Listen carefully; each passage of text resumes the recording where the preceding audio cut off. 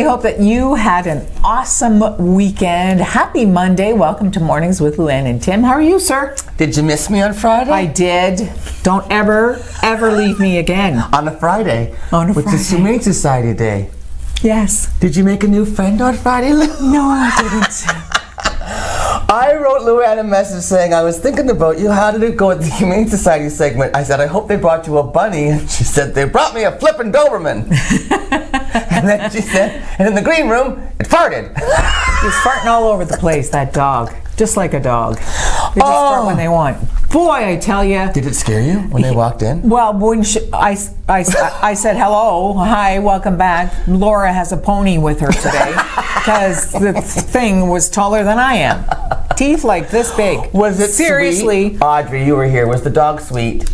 Was the dog sweet? The Doberman? Yeah. Moving around a lot. He was just a little puppy. Oh, was he a puppy Doberman? Yeah, a little puppy Doberman. Aww. So that made him really cute. Oh. Just gorgeous. Really sweet. But he was very well behaved. Good. Hey, I'm wearing this ribbon. Yes. It's Mental Health Week. Ah, okay. And also Children's Mental Health Day, I think, is tomorrow. Ah. So wear your ribbons and be aware of maintaining positive mental health. Take care of yourself. Self-care is very, very important. And it's National Nursing Week, so thanks to all the nurses. Man, you know what? I'll tell you something. What? Nurses, in all of my experiences in my life so far, run the show. I'm just saying, doctors are brilliant and knowledgeable and diagnose, but boy, the day-to-day, all the hard stuff, nurses do all the stuff. They take care of you, boom, right. So many fields of nursing too. That was something that until I got working with public health, I didn't realize how many different kinds of nurses there are, that you can go into all these specialties, and what a great career. Yeah. So and thanks to all the nurses. And you know what? Just for instance, I was in Emerge, everything's fine, on Saturday or yesterday, and again, nurses tickety-boo, you know, lead us along the right path and help us along, and technicians and stuff, like awesome. And the nurses, and all those nurses who work in nursing homes and take care of all those people. You know what? I seriously commend you. I don't know how you nurse. Special people. I do not know it, but I'm so grateful for you. It's International No Diet Day. Awesome! You have to break your diet. It's Lou Day. Every day. It's Lou Day. I'm hoping that somebody brings us something from Superior Bakery today, because donuts. Oh my gosh, every once in a while they arrive and we're like, yay! Yeah, I try not to eat them. I generally do pretty good. I know. You're such a liar. You always have a donut. No, I don't. You always have a donut. I always have two. Yes, he always has two. He has mine. Luann, I got home last night.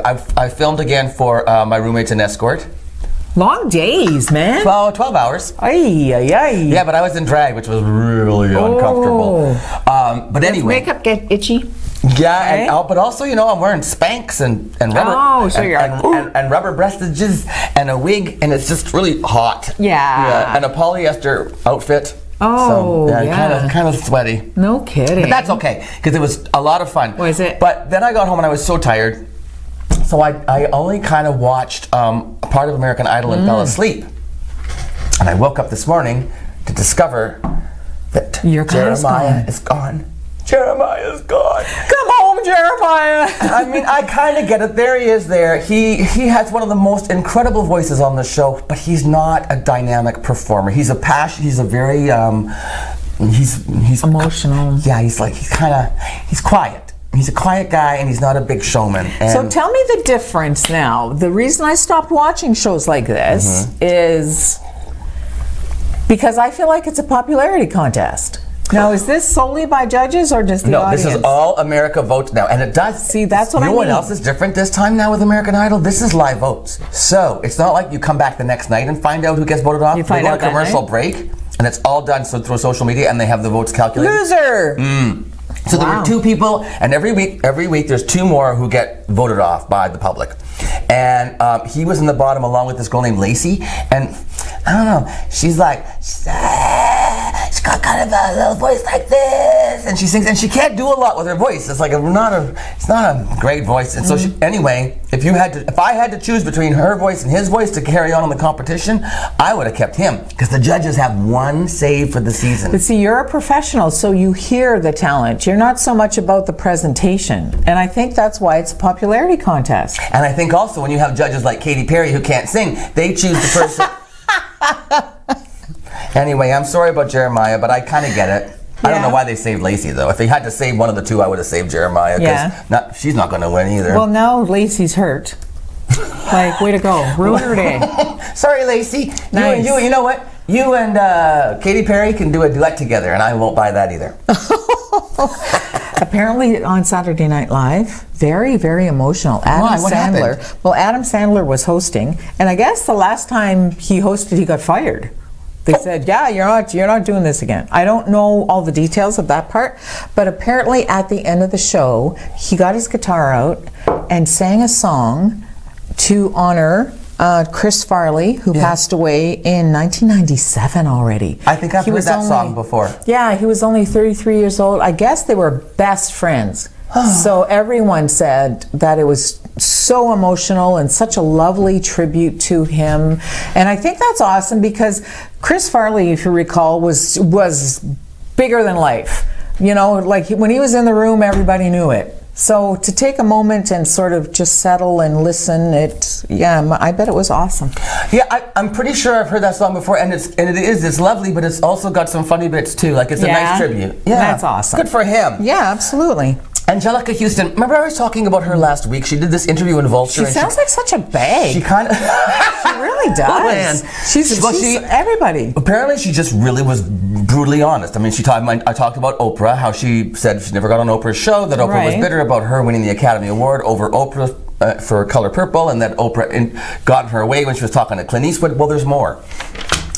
Angelica Houston was discussing roles that she's being offered, and how she says she looks for offers that aren't humiliating, like a band of cheerleaders who get back together for one last hurrah. Ooh, nice. That's a real movie. Yes, it is. And Palms. It's just released. It's coming out on May 10th. Nice. And it stars Diane Keaton and Rhea Perlman. Now, see, that's my point.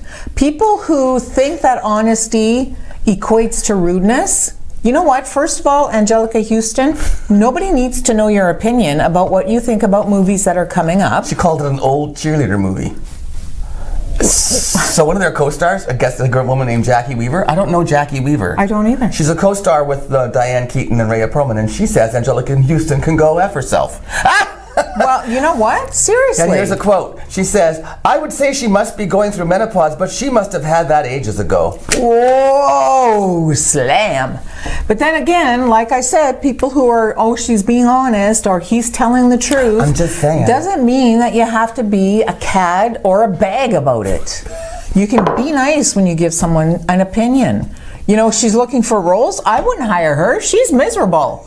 She's going to bring everybody down. I bet she eats all the craft food. I bet you. All the craft services. I bet you she eats all the food, and she's a bag to everybody. You use some of the funniest expressions. I don't call anybody bag. Wait, is that a new sort of thing? Like, what is that? You're such a bag. Right? Or you could be, you're such a bag, if you like that person. Oh, okay. See, it's an all-encompassing word, bag. You didn't know, eh? I didn't know. Yeah, see, I'm here to help. Yeah, you're like a thesaurus for strange slang. Lori Loughlin may have a defense. So she's one of the people who has claimed not guilty. She's saying not guilty. Everybody's like, she's being really foolish. In this whole college admissions scandal, she paid, what, $1.5 million? $500,000. Anyway, so there's a woman from China, and she's been watching the news, I guess, and so she says, she comes out and she says she was tricked by Rick Singer. He's the man behind the whole scandal, right? He was taking all the money and funneling it through, and he had all the connections for the testing and stuff. Anyway, unsolicited, this woman from China has come forward and says, I was scammed by this guy, Rick Singer. I paid him $6.5 million for my daughter, but not to get her in. She said, my daughter got into Stanford. I was told that it was the $6.5 million was for donations, for scholarships and funding. And she said, apparently that was not true. She said He the guy's a kept con it? artist. Stanford never got the money. Her daughter did go though. Like she got in. So she got in on her own merits. So but he the mom really was has donating. been scamming people in other ways too. Shame so on this you. could be a defense for Lori Loughlin saying, I was told that the money was a donation for donations, yeah. Ooh. What do you call a the mail plot bag? thickens. A mail bag? A mail bag. A merce. A merce. That's a man purse. Yes, that's a man purse. With a little joke. Okay, listen.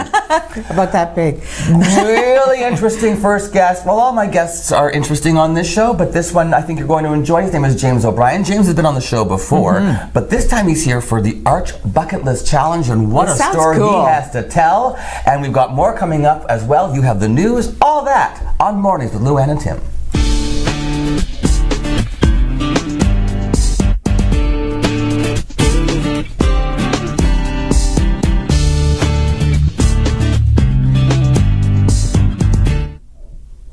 At 4:45, discover all kinds of treasures and never pay more than $5. Inventory is restocked every Saturday, and you can find anything from electronics to household items, toys, and much, much more. On Saturday, everything is $5, and the price goes down throughout the week, ending with 25 cents on Friday. We restock weekly with new items from various big box stores, so you never know what treasures you can find. Come visit us at 4:45, 2510 Ashman Street in Sault Ste. Marie, Michigan. Have a great business idea but don't know where to start? Need help taking your business to the next level? C2C Business Services can be your guide in navigating the path of entrepreneurship, with services ranging from grant funding support, access to service experts, market information, and helping your business adopt new technologies to create and foster a culture of innovation for ongoing success. Call C2C Business Services and let them be your first step in taking your entrepreneurial dreams from concept to commerce. C2C Business Services is a division of the Sault Ste. Marie Innovation Center.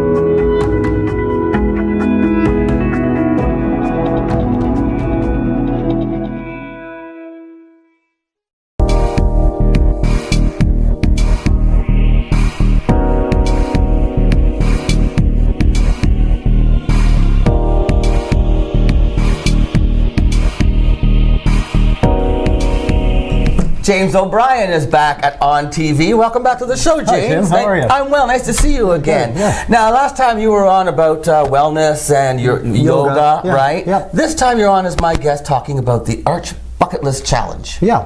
This is not anything new for you. You've been involved with this before. I've been involved. Taken part in a lot of the Arch fundraisers that go around town. Why Arch? I have family in the medical field, and it's related to that. And I have friends here in town who've used Arch's facilities over the years. And the end of life happens, and they provide like a caring, nurturing environment for family.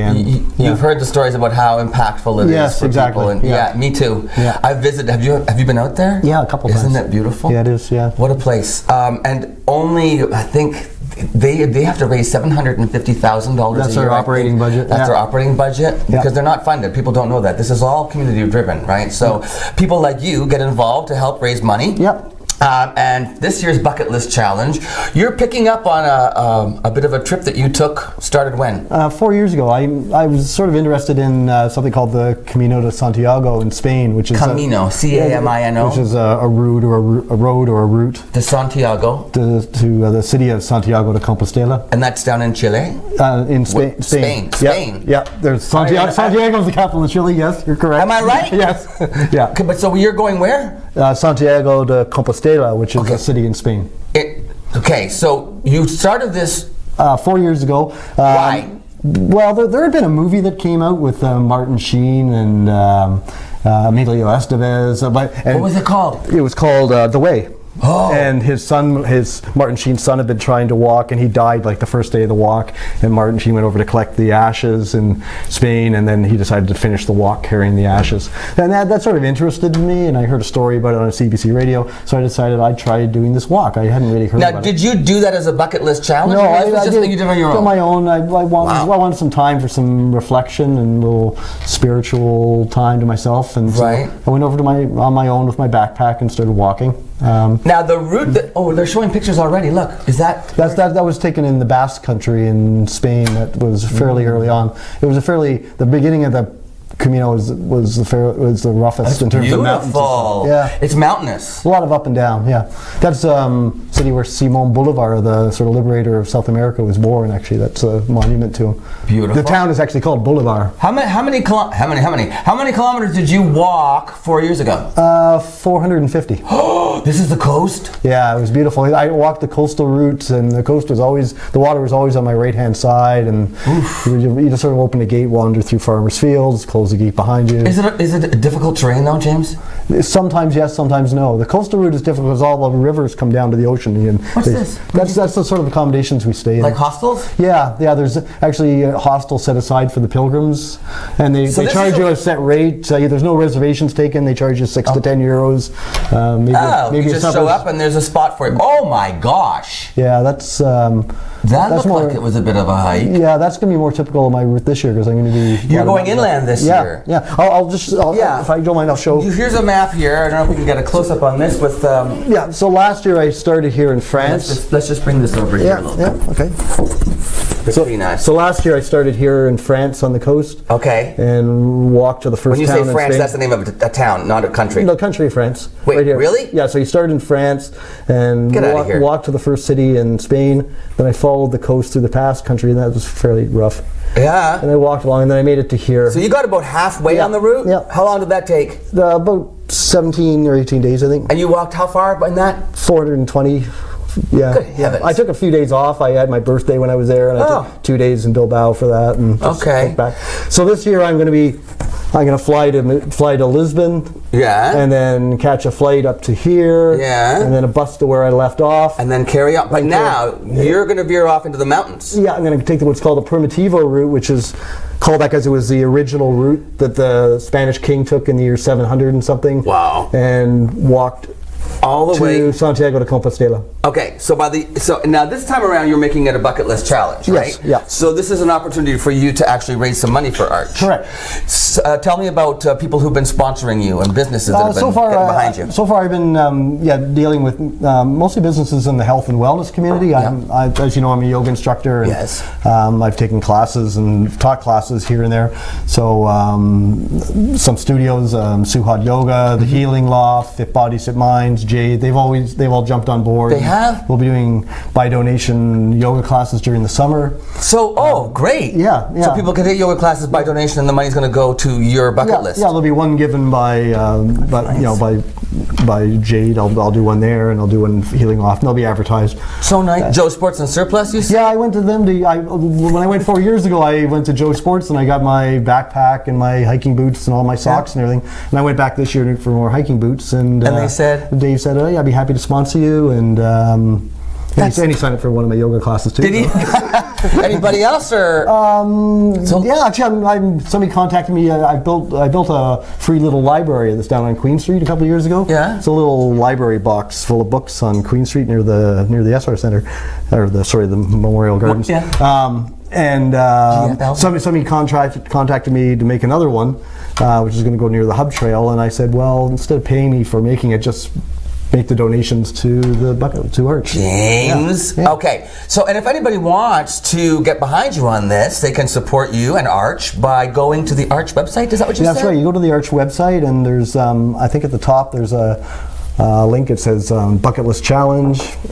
You click on that, and then there'll be a tab for our bucket listers, I think. Yeah. You click on that, and then there's the stories of all of us who are current bucket listers. James's story is there. James's story, and there's 6 or 7 of us doing different things.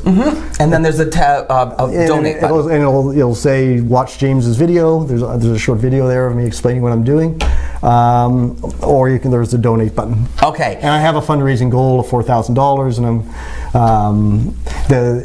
it has a current expiry date. Tally, yeah. Yeah, it has an expiry date of May 31st. That's only because that's when the bucket list ball is this year. Right. And then they'll renew it again because I'm doing my walk in September. Not till September. There's lots of time to get on board then. Yeah. The significance of this route, James, you were talking about, they think that in Santiago is where the story goes. The remains of James the Apostle. That's wild. Yeah. How did he end up there? Santiago means St. James. How did he get there all the way from? It's a long story. He was beheaded by Herod's son, and his followers put him on a boat, and he made it through the Mediterranean around the coast and washed up on the shore of Spain. Oh, James the Apostle. Yeah. That's as the story goes. And you said you're not necessarily a religious person, but the history and the culture is fascinating to you. And it's spiritual too, isn't it? Yeah, I've always been fascinated by the history and culture of a lot of places, but I've spent a fair amount of time in Spain. I like Spain. Well, you know what?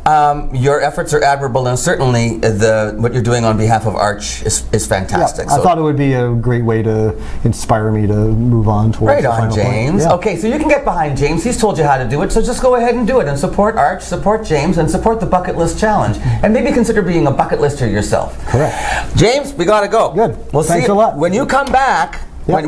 Well, you know what? You can come back and give us updates on how it's going before you take off. Yep. And then come back again when you're finished. I started my walking and training already. And, excellent. Yep. Well, keep us up to date. Yep. Come back when you're finished, and we'll be back with more Luann right after this. Good.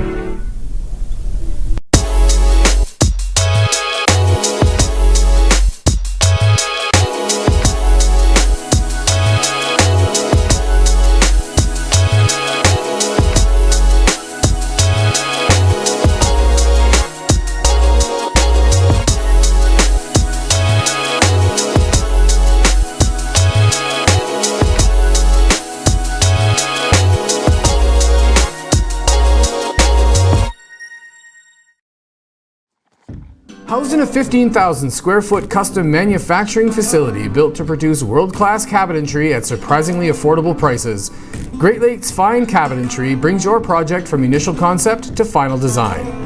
Proudly providing Northern Michigan and the Algoma region with quality hand-built cabinetry for the past 20 years. Located at 844 East 3 Mile Road, Sault Ste. Marie, Michigan, Great Lakes Fine Cabinetry, making your cabinetry dreams come true.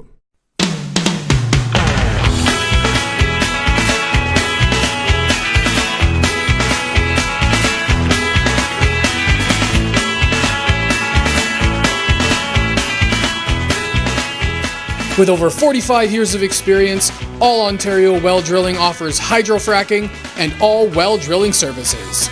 Call 705-575-8088 or 705-257-9495.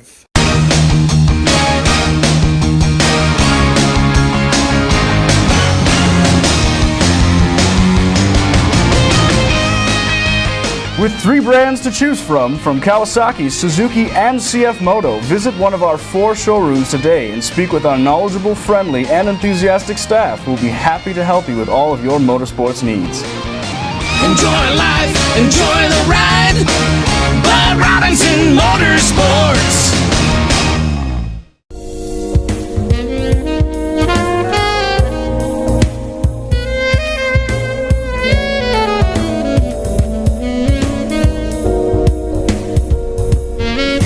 I'm giving a shout out. Shout out to 4:45 over on Ashman Street in Sault Ste. Marie, Michigan. They are our They are our sponsors. All this, they've been our sponsor for a month, and we want to thank them very much. Absolutely. In case you don't know what I'm talking about, everything's called 4:45 because everything starts at $5 and goes down as the week progresses and ends up costing a quarter at the end. So it's 4:45. They got some real good deals, and that ain't no jive. I just wrote them a jingle. Yeah, you did. Yep. Now you have to pay them.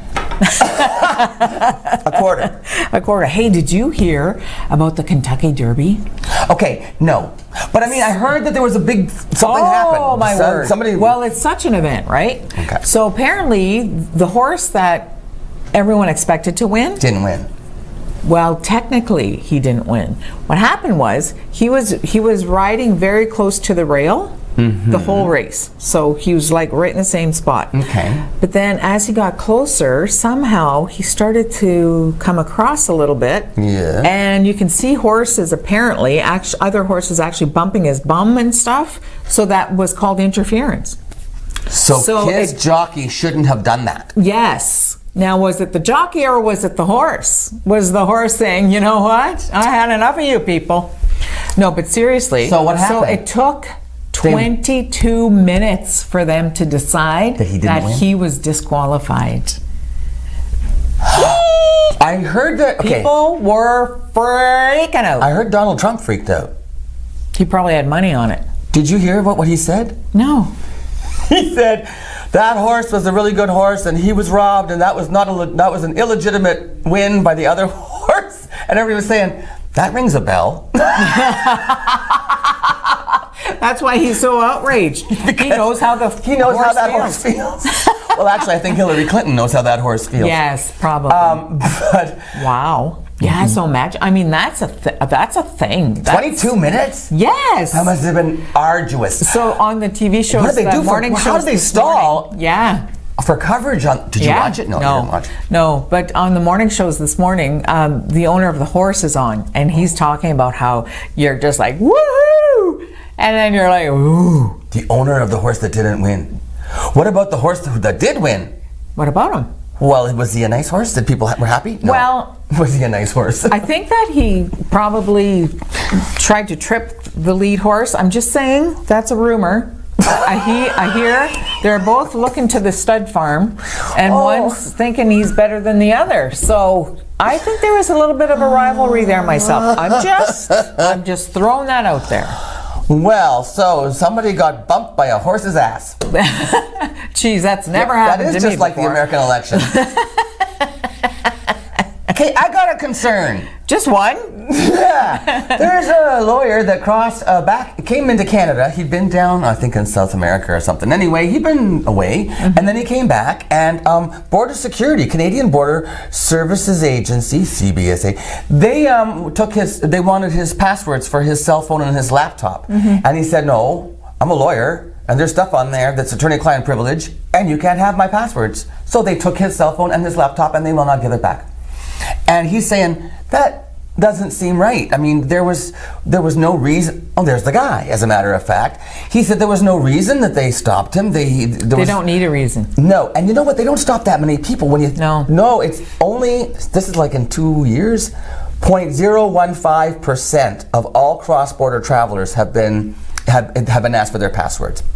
And generally what they're looking for are custom-related offenses, prohibited material, or money laundering, that kind of stuff. Yeah. But the guy's like, there was nothing that would indicate that I had anything going on. So let them have it then. But he said to the guy, I'm a lawyer, attorney-client privilege, and the guy's like, too bad. Give us your passwords. Yeah, apparently So he's gonna fight this. He is, eh? I'm anxious to see what happens because they can do anything they want. They can. It's kind of scary. That terrifies me. Yeah, you know what? It's very scary. Just be nice. There's stuff on my laptop that I can't even imagine. I don't want to cross nothing with that laptop.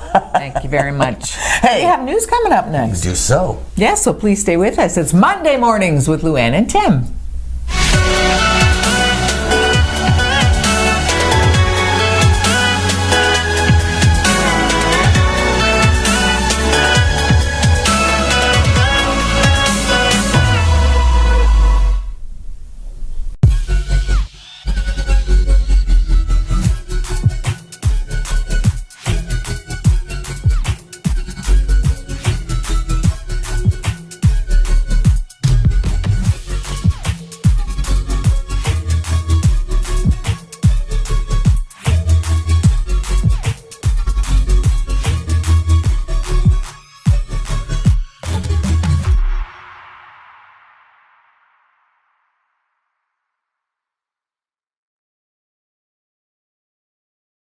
Recently, the Government of Ontario established a $100 million Affordability Fund to help Ontarians who don't qualify for low-income conservation programs ease the burden of their electricity bill. Whether you rent or own your home, as long as you pay your electric bill, you could qualify. There are 3 levels of support available. The first is a home energy kit with upgrades like smart power bars and LED light bulbs. The second includes Energy Star appliances that help keep things cool during the hot summer months. The third is for electrically heated homes so that your power bills don't break the bank during those long Canadian winters. Plus, all upgrades, including installation, are completely free of charge. Visit affordabilityfund.org or call 1-855-494-FUND to find out if you qualify.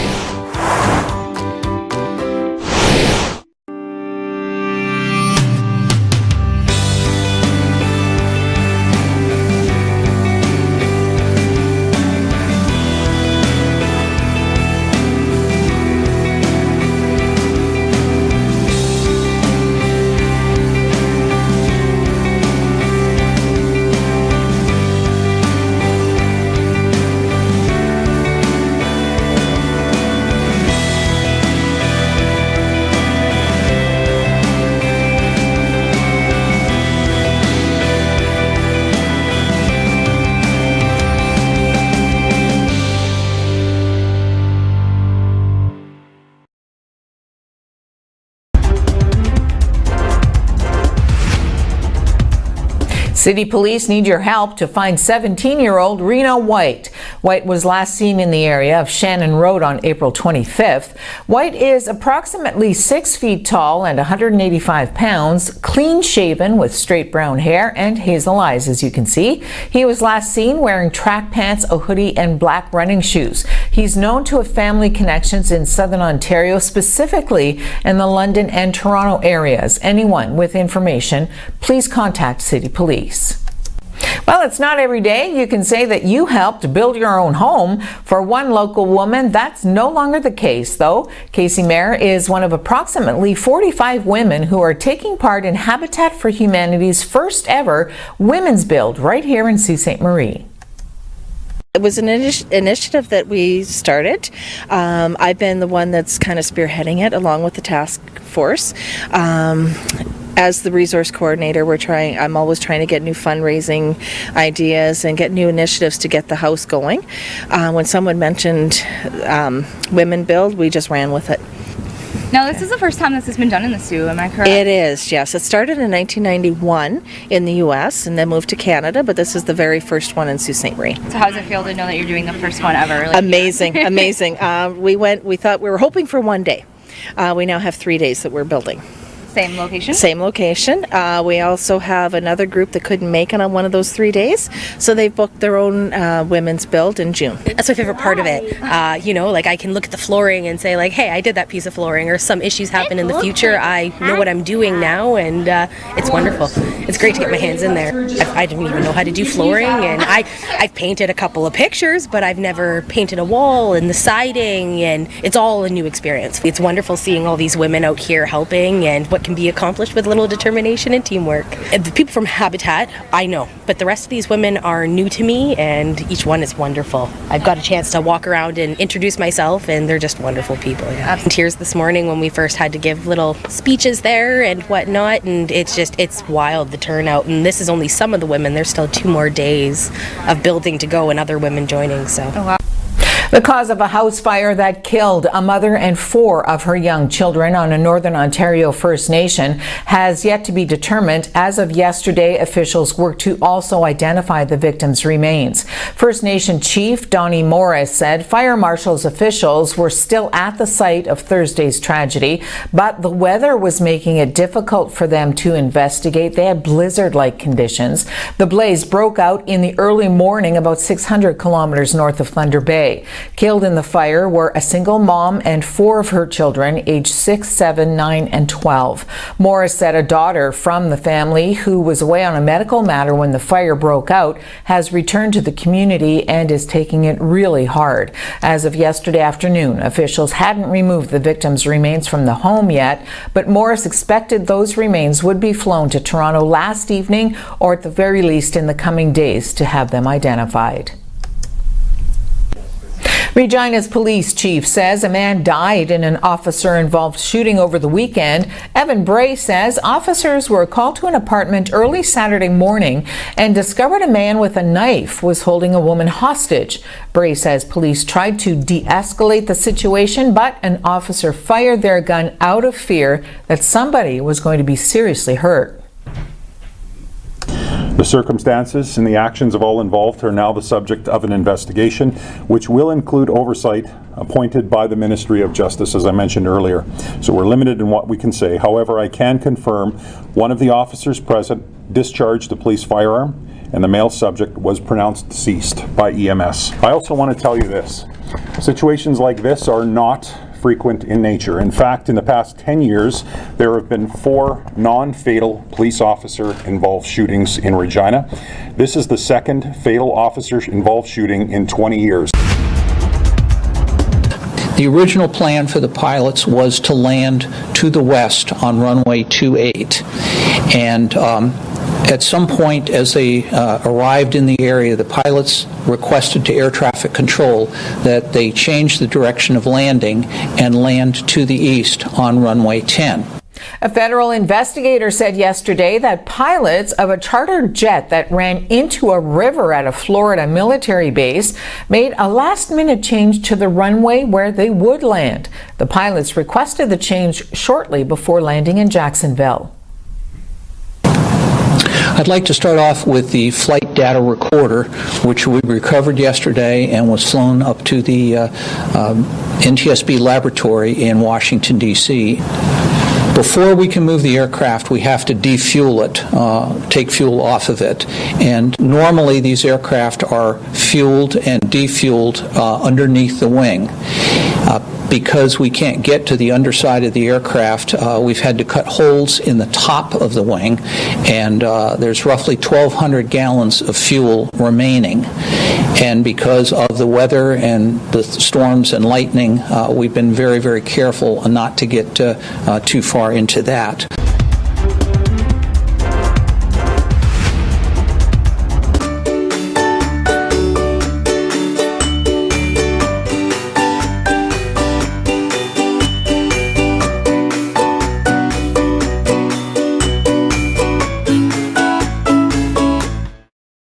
When you support the Restore, it helps Habitat for Humanity build affordable housing for families. How does this work? New and gently used goods are donated to the Restore. The sale of these goods generate funds for building homes. For every $1 spent at the Restore, there is a $4 return on investment within our community. For example, Habitat homeowners have better educational outlook, increased employment stability, improved health, and reduction in the use of social services. Every donation and every dollar we receive through the Restore helps build sustainable housing for future homeowners. Everyone needs a foundation to build a future. To find out more and how you can help, drop by the Restore at 32 White Oak Drive or go to habitatsioux.ca. As a nation, Canada has participated in all of the major world conflicts.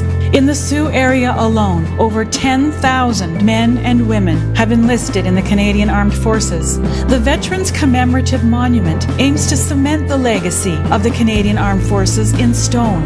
It will highlight the bravery, strength, courage, and sacrifice of our servicemen and women. In times of need, they volunteered to serve us.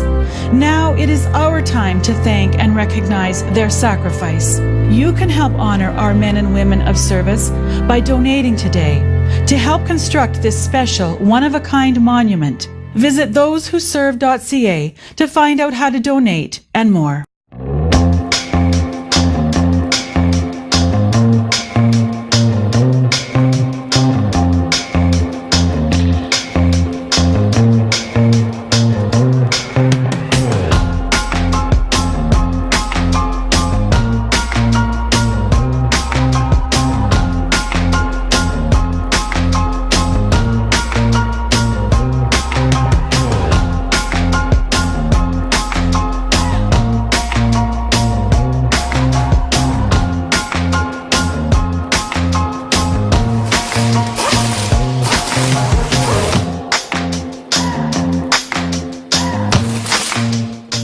Every day, I walk for change.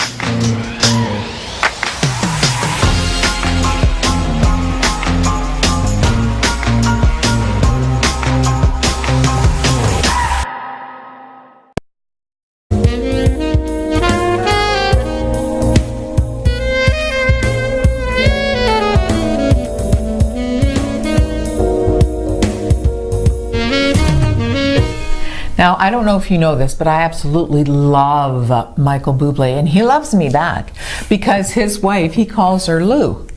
Oh. Because her name's Louisiana. Oh, I thought maybe her name was like, Alice, and she just called her Lou because he loved you so much. That would be awesome, wouldn't it? Oh, there he is. Yes, he's so cute. Yeah. What about him? He's cute. He's funny. He's so talented. He talked about, he did an interview with the Times, and he was talking about how when his first child was born, he decided it was time to get healthy. So he started going to the gym. He quit smoking, quit drinking. And then about 6 or 7 months later, he went into the studio to start a new album and knew something was wrong. And he was thinking, I've done this for half a year. I should sound like way awesome. Apparently, he had a vocal hemorrhage. Doesn't that hurt? Well, I don't know what hurt. He didn't know it, but that's bad. Yeah. That's like because your vocal cords are just like these little, they're like hairs. They're like, they're microfibers. They're so they had a hemorrhage. Ooh. So what must have been bleeding? I don't. So they went and did surgery. They did? And fixed them all up, and he's still singing like a bird. A vocal hemorrhage. Imagine that. I'm gonna have to, because I know like you get polyps or you can get yes. Yeah. What's the other thing? Maybe there's vocal nodules on your vocal cords. So like maybe one of them burst or something. I don't know. Like Julie Andrews had a nodule. Remember? No. Oh, that was the whole thing that happened. So Julie Andrews was starring in Victor Victoria on Broadway, and she hadn't done, that's 8 shows a week. Yeah, and she was in her 50s, 60s. Huge singing, having to sing low in her chest and up into her soprano range, right? And on stage, not in a studio, not like in a film. Hadn't done that for years. That's a lot of work. That's hard. And she developed a nodule, which is basically like a blister on your vocal cord. Because you're working it so hard. Yeah, and so and not supporting and not singing properly, its tension can cause they rub and it causes friction. So anyway, the vocal nodule, what happens is when you got your vocal cords like have to vibrate, right, in order to create sound.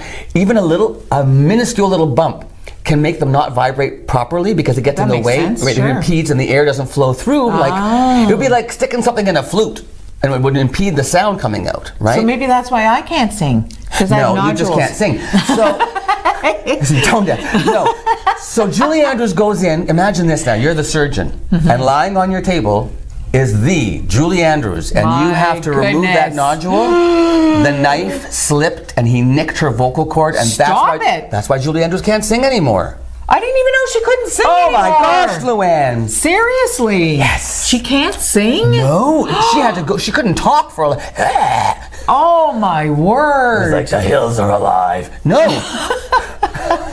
And if they're not, I'm going to make them And it was alive. a big deal because when she did that princess movie and she played the mother, it was the first time that she actually sang like a line of a song. And then she was on like, I know that voice. Imagine she was so... I wonder if she sued that doctor. A fortune. Never revealed the amount, but her husband, Blake Edwards, I think he passed on. But anyway, he was saying this was what, and her daughters were saying, no one understands what she went through, that it was... it must have been devastating. Julie Andrews. Oh my gosh. Anyway, she can sing a little bit again, and awesome. She's amazing. Yeah, she's a doll. Hey, okay, I know you're going to do it. Our next interview, I've been talking about my appearing on My Roommate's An Escort. Yes. So this is a web series that was being filmed in Toronto, and one of the producers, stars, writers is Trish Rainoni, who's from Sault Ste. Marie. Trish is an actress and a producer, so she decided to take the production back home to Sault Ste. Marie. Yay. She brought her co-star and her co-producer, co-writer Katie Ullman up here to the Sioux, and they have been hiring all local crew and local talent and bringing some people in because you have to be an ACTRA member to perform in it. Right. But they've been hiring all kinds of local people, and it's being filmed locally, and it's going to be ready to air. Well, I think they're finishing the last episodes of season 2 this week. So anyway, we have an interview with Katie and with Trish that we're going to air after this break. We hope you enjoy it, and we hope that you'll tune in and watch My Roommate's An Escort when it comes to ONNtv, I think this fall. Yahoo! We'll be right back after this.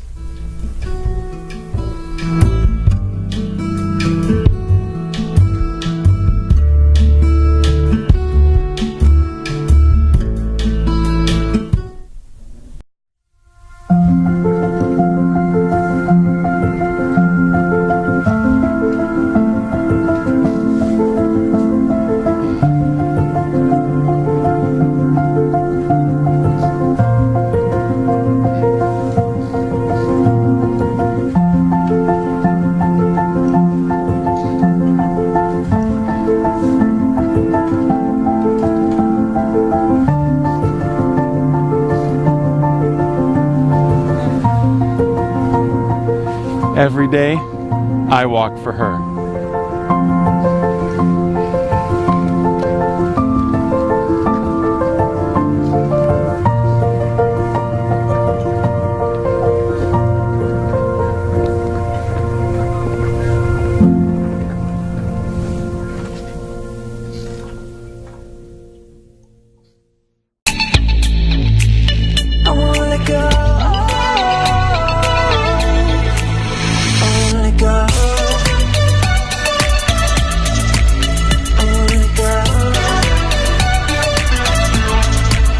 So how the heck do you get the concept, my roommate's an escort? Two lovely young ladies. Now, okay, so let's do introductions first of all. To my left is Katie Ullman. Hello, Katie. Hello. Welcome to ONNtv. Thank you so much. And Trisha Rainoni. Trisha, how do you like? I usually go by Trish. Trish Rainoni. Born and raised in Sault Ste. Marie, Ontario. Yeah. Coming back home again. Back home again. Bringing some show business. Of course, always with the show business. Honestly, no kidding. So, Katie, you're not from the Sault, but we won't hold that against you. Oh, thank you. Trenton, Ontario, born and raised. Yes, I am. And you have been involved in theater since when? Since high school, I started acting. Did you? And yeah. This is my first time in the Sault, and I've had the most wonderful. She clearly likes it. Yeah. Everyone's been so welcoming. That's the thing about Sault Ste. Marie is you're going to find that everywhere you go. People are so nice. And now, Trish, it's so great that you're being able to support the film industry because you've been you got your start in the film industry in Sault Ste. Marie. In Sault Ste. Marie, yes, of you course. You did go away, though, to study film before, so. Yeah, I studied film studies in Ottawa, first year university, but then came back to the Sault and was super excited when film started coming here, so. Yeah. You did you also did a degree here in the Sault after your film studies, in Algoma, psychology. Yeah, well, that's a good thing to have, though. Right? Yeah, have to break down characters, understand characters, write characters. Exactly. It's all psychology. And you've also studied with another local gentleman, Jack Weatherall. Yeah, he was amazing. Well, Jack really is great. Pretty much renowned across North America, not only as Uncle Vic in Queer as Folk, but also because of his work as a director and performer in Stratford. Of course, and he also starred on Broadway in The Elephant Man. He replaced the lead actor in The Elephant Man and took over the lead role. Wow, Broadway. He didn't tell us that. Jack is a very humble man, but incredibly talented. Really? Yeah. And you studied with some amazing people too. Thank you. Who did you tell me? You studied? I went to Queen's University and studied drama and psychology, and then in Toronto, David Rotenberg, Jeff Seymour, Goldie Semple at the Shaw Festival. The late Goldie Semple at the Shaw Festival, brilliant actress as well. Yeah. So you come to it with obviously some talent and some training. Hopefully a little bit. But it is right now. But you're clever because it is difficult to make a career out of performing in our country. Well, in any country, but I think in Canada the unemployment rate with actors is about 85% unemployment. So the idea then is to become an entrepreneur and create your own work. Yeah. So that's what we did. We met at a party. One fateful party. One fateful night. At a bar. We met 3 years ago. Yes. And here we are. Yeah, this is still lasting putting up longer with than each any of other. our relationships. There's that.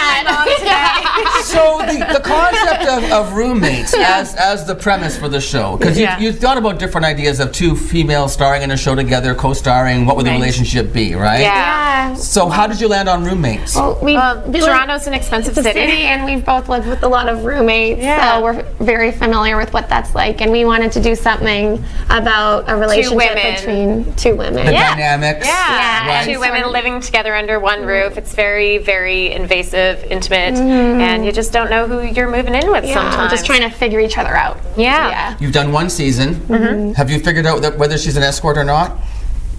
Well, you'll have to watch and find out. I'm not a real escort. No judgment, but I'm not. It's just saying. That's okay. I'm not a real woman, but I play one on TV.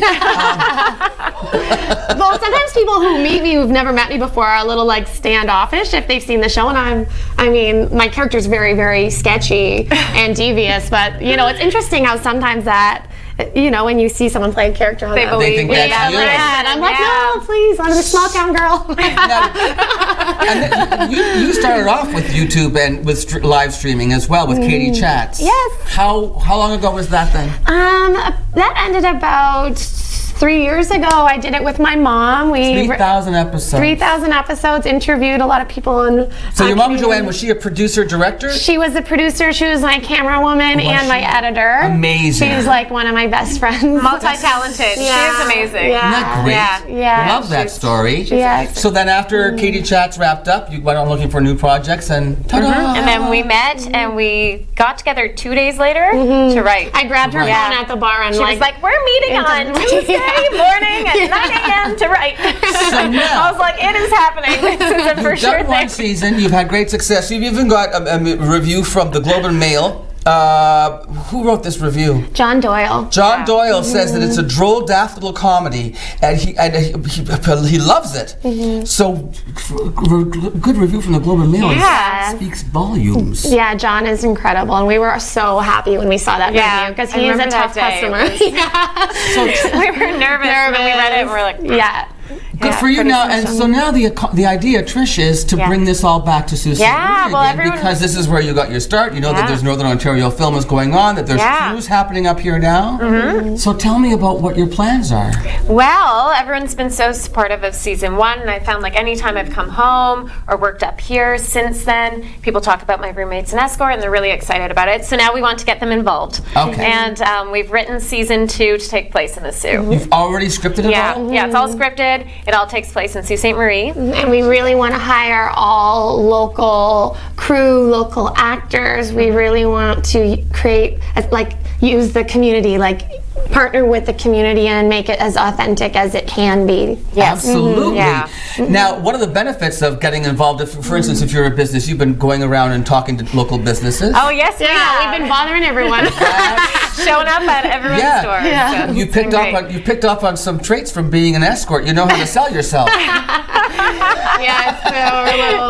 Hopefully not too aggressive. So the idea, I guess, is for local business to be featured in the show, in the series. Yes. So for some sponsorship, we will write your business right into an episode or many episodes of the series, depending on the sponsorship. So, along the lines of, Letterkenny, we talk about Letterkenny because that's being filmed in Sudbury, Northern Ontario. So Letterkenny had a fake bar named Modine's, but so instead of doing that kind of a thing, rather than using a fake bar name, you would use a real location in Sault Ste. Marie, so that people would hear about it online and all the viewers. What kind of viewership did you have? We had over 1 million across platforms.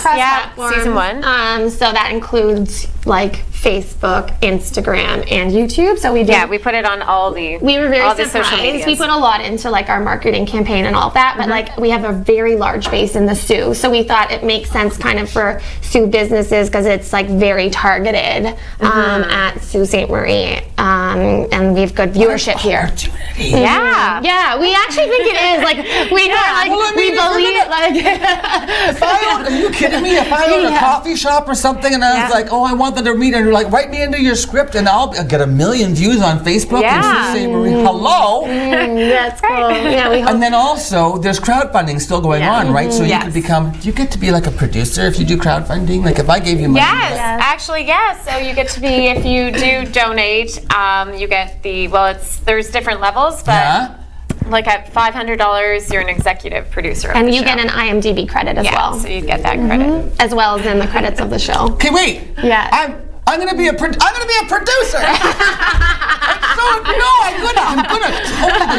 No, because I have a company now. Oh my goodness. It's called T. Murphy Entertainment Incorporated. I'm incorporated. Wonderful. I love that. That's so exciting. I only have a minute left. Wait, we're not done yet. We have so much more to talk about. How does the crowdfunding happen? Where do we go? What do I do? So we have season 2 in the Soo. It's Indiegogo. We have a link. It's on our Facebook. What's your Facebook? My Roommates in Escort. Just look it up. Yeah. My Roommates in Escort on Instagram. Our email address is myroommatesanescortcomedy@gmail.com. Mike put that on the screen for us.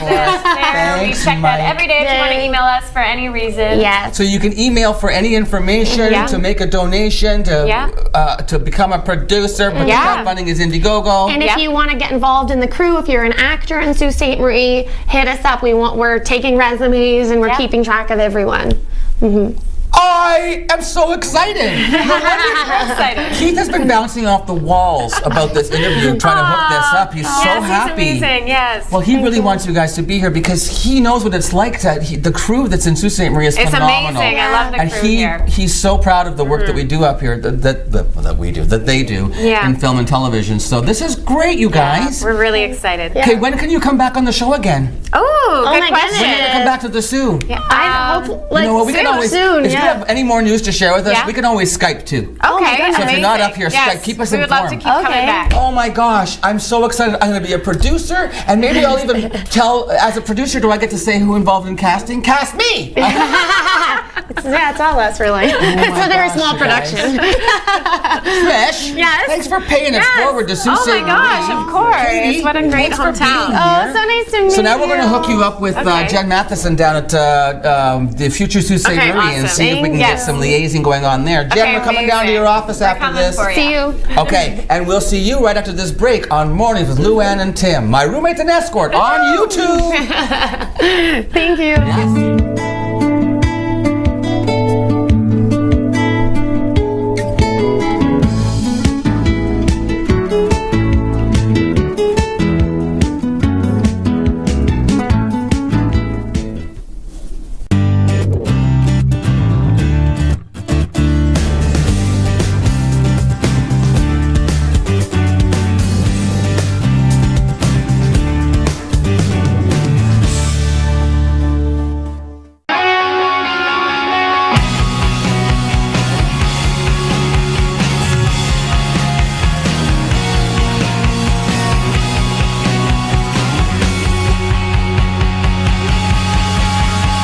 Thousands of people across the country take part in the Canadian Cancer Society's Relay for Life.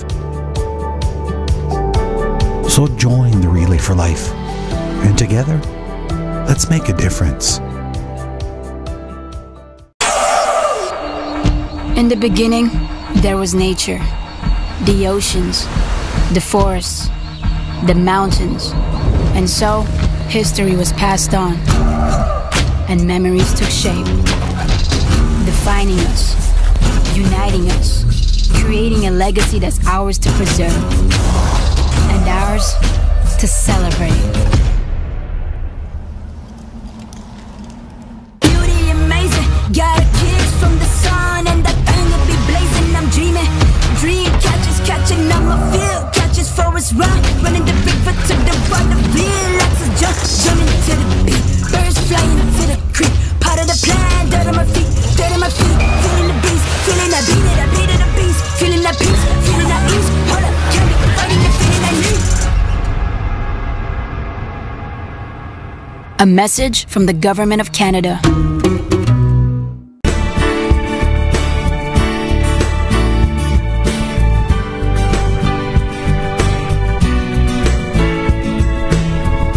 Did you know that there is a new flavor for Oreo cookies? Come on. Know what it is? If it's mint, I don't want to know. No, I hate mint too. Okay, what is it? Kraft Dinner. Shut up. Right? That's stupid. Kraft Dinner Oreo? That's Although, if you put those chocolate cookies around a big chunk of cheese, I would eat that. Right? No. No? How would? You, of all people. I know. Little Miss Weird Eating Habits. Oh no, you'd have to melt it and make it like icing. Listen, I'm not going to have Oreos.